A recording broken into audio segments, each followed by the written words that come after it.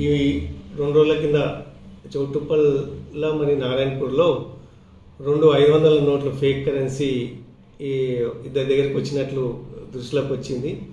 ఒక అతను wine shop దగ్గరికి పోతే అతను వైన్ షాప్ అతను ఐడెంటిఫై చేయడం జరిగింది. ఇంకోటి సంతలో కూడా 500 నోటు ఫేక్ కరెన్సీ ఒక అతను దృష్టిలోకి వచ్చి మా దృష్టికి తేవడం జరిగింది.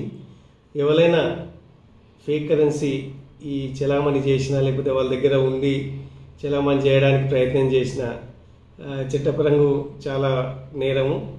ఇది నాన్ బెయిలబుల్ సెక్షను. కాబట్టి ఎవరి దగ్గరనన్నా ఇన్ఫర్మేషన్ ఉన్నా లేక చలామణి చేయడానికి ప్రయత్నం చేస్తే ఇమీడియట్ 100 కాల్కు డయల్ చేసి లేకపోతే మన లోకల్ పోలీసుల కన్నా ఫోన్ చేసి ఇన్ఫర్మేషన్ ఇవ్వాలని పబ్లిక్కు మనవి.